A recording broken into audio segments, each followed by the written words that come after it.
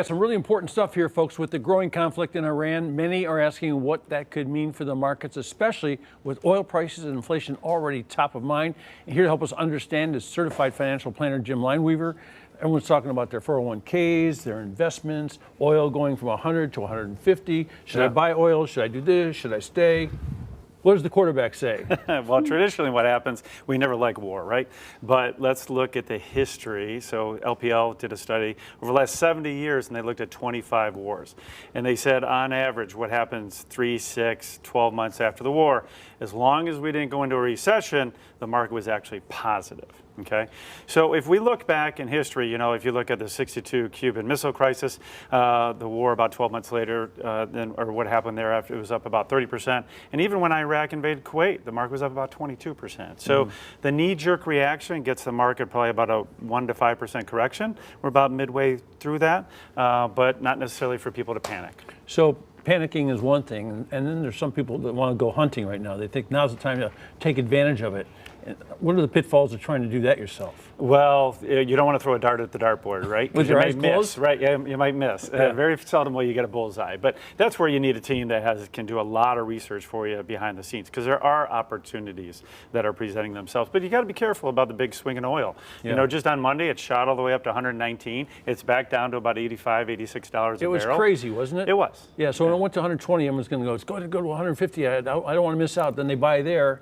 And next thing you know, back and you're done, right? That's where one of the biggest mistakes people make is they get their emotions involved in their portfolio. And that can really derail things. So hopefully you work with an advisor that can keep you on track, but also during times like this, recognize opportunities to take advantage of, because there definitely are some. Okay, so are there different things different people should do based on their age, their circumstance, and what's going on with their portfolio? Yeah, well, what happens is you never want money in the market that you're going to need to rely on in the next 12 months or so, okay? So you have to really make sure that you're kind of reverse engineering a portfolio, especially for people that are in retirement, because you got to make sure they're going to get the income that they need no matter what's going on in the market, but also you need something that's going to keep you ahead of inflation and things along that nature. So it's really important that construction and going in, and then having a great team that can stay on top of that for you. Let's talk about the team a little bit. You're the quarterback.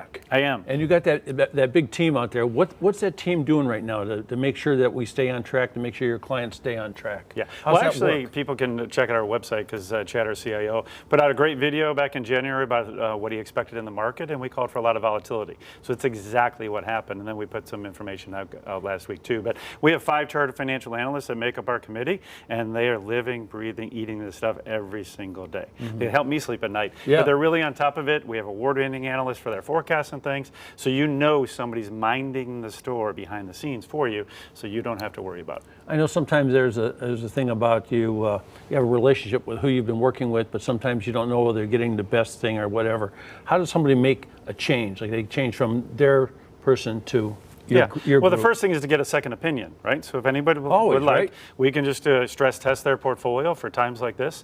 And what we can do is try to help them, but not only with their portfolio, but it's also important to dot your I's across your whole financial spectrum. So we coordinate your finance, your tax, your legal, your insurance, because if the right hand doesn't know what the left hand's doing, that's how mistakes are made. Because a lot of people just get involved with the 401k, what's going to happen when they retire, but so much of what you do right now has everything in the world to do with your 401k. It is. Well, also taxes, right? The taxes are right around the corner. Yeah, you were talking about that last time I saw you. Yeah, I'm all for paying my fair share, but we don't want to pay a dime more than we have to. So we have a lot of tax strategies for people too, to help all this coordination come together. Yeah, and you did mention to me also that you had opportunities out there that some returned 8% for you, and that's a home run.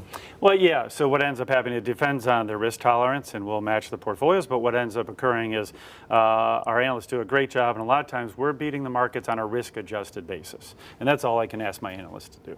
So here's the thing, folks, that is the Lineweaver difference, right? So you do not just need an advisor, you need a coordinated team to help you stay disciplined. When the headlines create uncertainty, if you want a second opinion on whether your portfolio is positioned for volatility, just call 216-520-1711 or visit lineweaver.net and get yourself back on track, and you can feel good about all this that's going on.